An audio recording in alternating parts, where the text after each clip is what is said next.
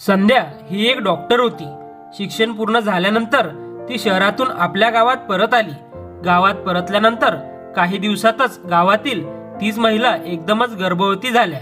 विशेष म्हणजे या सर्व महिला पूर्वी वंध्यत्वाने ग्रस्त होत्या।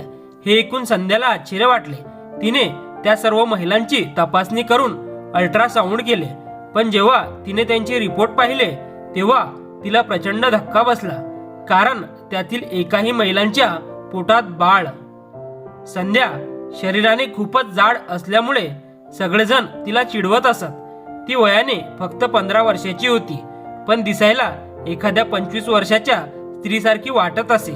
संध्या ही तिच्या आईवडिलांची एकुलती एक मुलगी असल्यामुळे तिच्या खाण्यापिण्याची काहीच कमतरता नव्हती। त्यामुळे तिचं वजन दिवसेंदिवस वाढतच चाललं होतं। संध्याचं एकत्र कुटुंब होतं। तिच्या वडिलांनी तिचं लग्न त्यांचा मित्राचा मुलगा दीपक सोबत ठरवलं होतं। दीपक दिसायला स्मार्ट होता आणि अभ्यासातही खूप हुशार होता। संध्याचे वडील हे इच्छुक होते की संध्याने डॉक्टर होऊन गावातील लोकांची सेवा करावी, म्हणून त्यांनी तिला मेडिकल कॉलेजमध्ये प्रवेश मिळवून दिला होता। दुर्दैवाने संध्याच्या आईचा अपघाती मृत्यू झाला। आई गेल्यानंतर संध्या एकटी पडली। तिच्या वडिलांनी दीपकच्या कुटुंबियांना आधीच सांगितलं होतं की संध्याचं शिक्षण पूर्ण झाल्यावर त्यांचं लग्न लावून दिलं जाईल। मात्र दीपक या लग्नासाठी तयार नसल्याचं कळल्यावर तिच्या वडिलांना धक्का बसला। दीपकने स्पष्ट सांगितलं होतं, मी एवढ्या जाड मुलीशी लग्न करू शकत नाही, ती माझी बायको नाही, आईसारखी वाटते।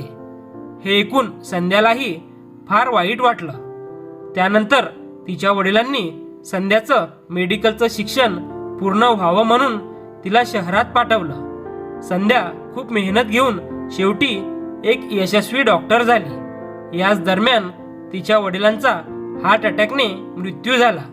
तिच्या एका सिनियर डॉक्टरने तिला वजन कमी करणाऱ्या एका खास थेरपी बद्दल सांगितले। संध्याने ती थेरपी करून घेतली आणि काही दिवसातच तिचं वजन झपाट्याने कमी होऊ लागलं। संध्याच्या वडिलांची इच्छा होती की ती डॉक्टर झाल्यावर गावात परत जाऊन तिथल्या लोकांची सेवा करावी। मात्र संध्याची गावात परतण्याची अजिबात इच्छा नव्हती, कारण आई वडील नसताना तिच्या काका काकूंनी तिला अपमानित करून घराबाहेर काढले होते। तरीही वडिलांना दिलेला शब्द पाळण्यासाठी ती गावात परतली। संध्या जेव्हा पुन्हा आपल्या घरी आली तेव्हा तिच्या काका काकूंनी तिला ओळखलंच नाही, कारण थेरपीनंतर तिच्या व्यक्तिमत्वात मोठा बदल झाला होता। ती आता सडपातळ आणि अत्यंत सुंदर दिसत होती। तिने तिच्या वडिलांचं स्वप्न पूर्ण केल्याचा तिला अभिमान वाटत होता। दीपकलाही तिच्यातला हा बदल पाहून आश्चर्य वाटलं। संध्याने गावातल्या हॉस्पिटलमध्ये मुलाखत देऊन तिथे ज्युनियर डॉक्टर म्हणून काम सुरू केलं। त्यांच्या घरात डॉक्टर होणारी ती पहिलीच मुलगी होती, त्यामुळे गावकऱ्यांनी तिचं खूप कौतुक केलं। एक दिवस संध्या घरी असताना तिच्या काकूची एक मैत्रीण सुनंदा त्यांच्या घरी आली। सुनंदाचं लग्न होऊन 7 वर्ष झाली होती, पण अजूनही तिला मुलबाळ नव्हतं। तिने अनेक डॉक्टरांकडून उपचार करून घेतले होते, पण काहीच उपयोग झाला नव्हता। पण त्या दिवशी सुनंदाच्या चेहऱ्यावर एक वेगळाच आनंद झळकत होता। सुनंदाबाई संध्याच्या काकूला सांगत होत्या, मला अशा ठिकाणाचा पत्ता मिळाला आहे जिथे गेल्यावर वांज महिलाही गर्भवती राहू शकतात। आपल्याच गावातील एका जुन्या वाड्यात एक माणूस वंध महिलांना उंबराचं फूल देतो आणि त्याचमुळे त्या प्रेग्नेंट होतात। मी सुद्धा त्यांच्याकडे 3दा जाऊन आले आहे। संध्याला हे ऐकून खूप आश्चर्य वाटलं। ती आपल्या काकूला म्हणाली, हे असं कसं शक्य होऊ शकतं? त्यावर तिची काकू म्हणाली, तू एक डॉक्टर आहेस म्हणून तुला अशा गोष्टींवर विश्वास बसणं कठीण आहे, पण हे खरं आहे। आतापर्यंत आपल्या गावातील 30 महिला अशाच पद्धतीने प्रेग्नेंट राहिल्या आहेत। संध्याला खरं तर या गोष्टींशी काही देणं घेणं नव्हतं, पण या घटनेमागचं सत्य जाणून घेण्याची तिला तीव्र उत्सुकता लागली होती। तिच्या मनात प्रश्न होता, हे खरंच शक्य आहे का? जर असं घडत असेल तर मेडिकल सायन्स पूर्णपणे फसवं ठरेल.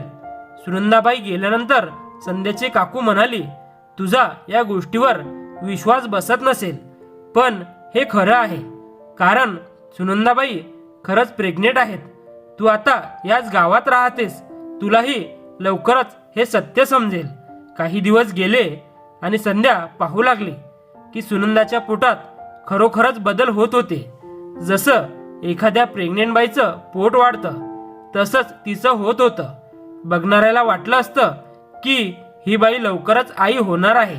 मग संध्याने पुन्हा एकदा सुनबाईकडे चौकशी केली. त्यावर सुनंदाबाई फक्त एवढंच म्हणाल्या, तो माणूस उंबराचं फूल देतो आणि त्यासोबत आमच्या तोंडात काहीतरी वस्तू टाकतो आणि त्यामुळेच आम्ही प्रेग्नेंट होतो. थोड्याच दिवसात सुनंदाबाईचं त्यांच्या घरी येणं जाणं पूर्णपणे बंद झालं होतं. एक दिवस संध्याची नाईट ड्युटी होती आणि ती इमर्जन्सी वॉर्डमध्ये कार्यरत होती. अचानक एक नर्स तिच्या जवळ आली आणि घाईघाईने म्हणाली, डॉक्टर, इमर्जन्सी आहे. एक बाई डिलिव्हरीसाठी आली आहे. तिची तब्येत खूपच गंभीर आहे. यावर संध्या म्हणाली, ठीक आहे, मी तिच्यावर उपचार करायला तयार आहे. तेव्हा नर्स थोडी चिंतेच्या स्वरात म्हणाली, त्या महिलेची स्थिती खूपच नाजूक आहे. उपचारादरम्यान काही अघटित घडलं तर तुमचं करिअर धोक्यात येऊ शकतं. कारण अशा प्रसंगी जर पेशंटचा मृत्यू झाला तर गावकरी पुन्हा त्या डॉक्टरकडे येत नाहीत. संध्या शांतपणे म्हणाली, मी तिचा जीव वाचवण्यासाठी पूर्ण प्रयत्न करेन, पण जर तिच्या नशिबात मृत्यूच लिहिलेला असेल तर मी काहीच करू शकत नाही. हॉस्पिटलमधील इतर कर्मचारी सुद्धा म्हणू लागले की आपण तिला दुसऱ्या मोठ्या हॉस्पिटलमध्ये पाठवून देऊया. पण संध्याला कळलं की तिला आधीच 2-3 हॉस्पिटलमध्ये नेलं गेलं होतं आणि तिथे उपचार करण्यास नकार देण्यात आला होता. हे ऐकून संध्याने ती केस स्वतःच्या हातात घेतली. तिच्यासाठी स्वतःची प्रतिमा नव्हे तर पेशंटचा जीव वाचवणं अधिक महत्त्वाचं होतं. तिने तात्काळ ऑपरेशनची तयारी करायला सांगितली. ती ऑपरेशन थिएटरमध्ये गेली आणि तिथे समोर जी महिला होती तिला पाहून संध्याला धक्काच बसला. कारण ती महिला दुसरी कोणी नसून स्वतः सुनंदाबाईच होत्या. सुनंदाबाई खूपच घाबरलेल्या होत्या. संध्याने तिचा हात आपल्या हातात घेतला आणि तिला धीर दिला. त्यावर सुनंदाबाई थरथरत म्हणाल्या, कृपया काहीही करा, पण माझे प्राण वाचवा. मग संध्या तिला म्हणाली, तुम्ही काळजी करू नका, मी तुम्हाला आणि तुमच्या बाळाला काहीही होऊ देणार नाही. यावर सुनंदाबाई म्हणाल्या, माझ्या बाळाला नाही, फक्त मला वाचवा. त्यांचं हे बोलणं ऐकून संध्याला खूप आश्चर्य वाटलं. कारण ती पहिलीच अशी महिला होती जिने आपल्या बाळापेक्षा स्वतःच्या प्राणांना वाचवण्याचं महत्त्व दिलं होतं. सर्वसाधारणपणे एक महिला आपल्या बाळाचा जीव अधिक जपते. मग ही बाई असं का म्हणत होती? संध्या तिला पुन्हा म्हणाली, तुम्ही काहीच काळजी करू नका. संध्या अशा प्रकारची ऑपरेशन्स दररोज अनेक वेळा करत असे, त्यामुळे तिला हे सर्व व्यवस्थित माहिती होतं. पण आजचं हे ऑपरेशन तिच्यासाठी धक्कादायक ठरणार होतं. कारण तिला जाणवत होतं की हे केस काहीतरी वेगळीच आहे. संध्या थोडी चिंतेत पडली. तिच्यासोबत असलेले इतर डॉक्टरही या प्रकरणाने आश्चर्यचकित झाले होते. शेवटी त्यांनी त्या महिलेचं अल्ट्रासाऊंड करण्याचं ठरवलं. जेव्हा रिपोर्ट हातात आला तेव्हा सर्वांना जोराचा धक्का बसला. कारण त्या महिलेचं पोट पाहून कोणीही सहज म्हटलं असतं की ती 9 महिन्यांची गर्भवती आहे. पण वास्तव वेगळंच होतं. तिच्या पोटात बाळ नव्हतं. तिच्या पोटात काहीतरी विचित्र वस्तू होती जी गर्भासारखी वाटत होती आणि त्यामुळेच तिची तब्येत बिघडली होती. संध्याने तातडीने ऑपरेशन केलं आणि त्या महिलेचा जीव वाचवला. पण त्या महिलेनं कोणत्याही बाळाला जन्म दिला नव्हता. तिचा नवरा तिला हॉस्पिटलमध्ये सोडून गेला कारण तिचं वागणं त्याच्या दृष्टीने चुकीचं होतं. अखेरीस संध्याच्या उपचारामुळे त्या महिलेची तब्येत हळूहळू सुधारली. सकाळी संध्या घरी आली आणि तिने आपल्या काकूला रात्रभर घडलेला सर्व प्रकार सांगितला. हे सर्व ऐकून तिच्या काकूलाही खूप आश्चर्य वाटले. संध्याने सांगितलं की त्या महिलेच्या पोटात खरं तर कोणतंही बाळ नव्हतं, तर तिच्या गर्भाशयात एक हवा भरलेला फुगा ठेवलेला होता. तो फुगा वजन कमी करण्यासाठी वापरला जातो. जो फुगा सहसा पोटात ठेवतात तो चुकून गर्भात ठेवण्यात आला होता. त्यामुळेच तिला प्रेग्नन्सी वाटत होती. संध्या पुढे म्हणाली, माझं वजनही अचानक कमी झालेलं नव्हतं. मी शहरात गेल्यावर एका डॉक्टरच्या सल्ल्याने एक थेरपी घेतली होती. तिला बलून थेरपी असे म्हणतात. हे बलून सहसा सिलिकॉनचे बनलेले असतात. एक फुगा तोंडातून आत सोडला जातो जो पोटात जागा व्यापतो. त्यामुळे पोट सतत भरल्यासारखं वाटतं आणि रुग्ण कमी अन्न खातात. सुरुवातीच्या काही दिवसात मळमळ, उलट्या यांसारखा त्रास होतो. या फुग्यात द्रव्य भरून समायोजन केलं जातं. काही महिन्यानंतर त्याचा परिणाम होऊन वजन कमी होण्यास मदत होते. याचा एक फायदा म्हणजे हा फुगा साधारणतः 1 वर्षासाठी पोटात ठेवता येतो. हा 1 वर्षाचा कोर्स असतो. एकदा वजन कमी झालं की हा फुगा पुन्हा काढून टाकला जातो. यासोबतच व्यक्तीला कमी खाण्याची सवयही लागते. हाच उपाय मी सुद्धा केला होता. त्यामुळेच माझं वजनही कमी झालं होतं. शेवटी संध्या म्हणाली, त्या महिलेला उंबराचं फूल खाल्लं म्हणून असं झालं. हे म्हणणं फक्त अंधश्रद्धा आहे. त्यामागे कोणतंही वैद्यकीय तथ्य नाही. खरं तर तो डॉक्टर एक मानसिक रोगी होता. तो महिलांच्या पोटात फुगा ठेवण्याऐवजी थेट त्यांच्या गर्भाशयात तो फुगा ठेवायचा. या बनावट ट्रीटमेंटसाठी तो महिलांकडून मोठ्या प्रमाणात पैसे घेत असे. सुरुवातीला त्या फुग्यामुळे महिलांना मळमळ, उलट्या यांसारखे त्रास होत असत. त्यामुळे त्यांना वाटायचं की आपण खरोखर गरोदर आहोत.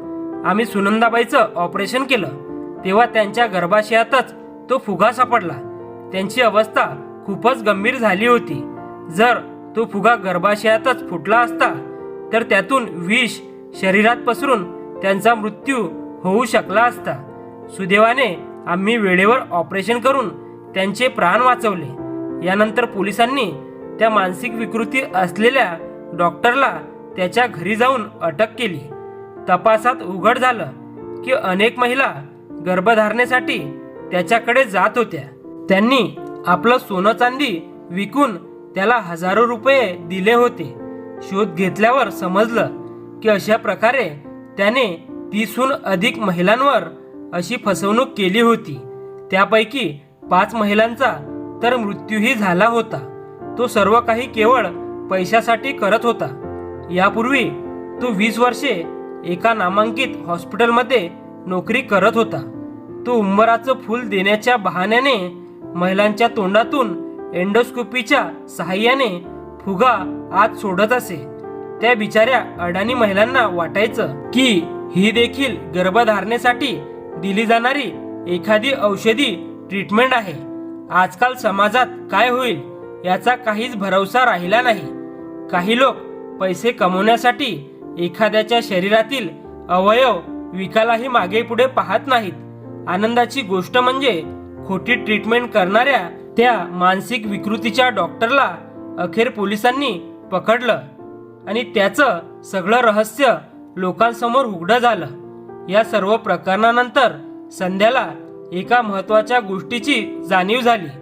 आपण डॉक्टर झाल्यावर मोठ्या शहरांमधील नावाजलेल्या हॉस्पिटलमध्ये नोकरी करण्याचं स्वप्न बघतो. पण हे स्वप्न चुकीचं आहे.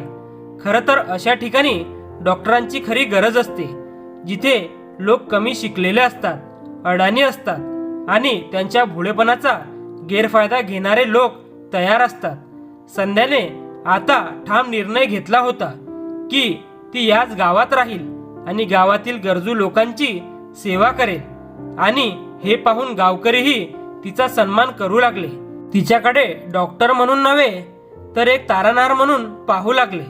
संध्याला सगळ्यात जास्त आनंद होता तो म्हणजे तिने आपल्या वडिलांचे स्वप्न पूर्ण केलं होतं. धन्यवाद.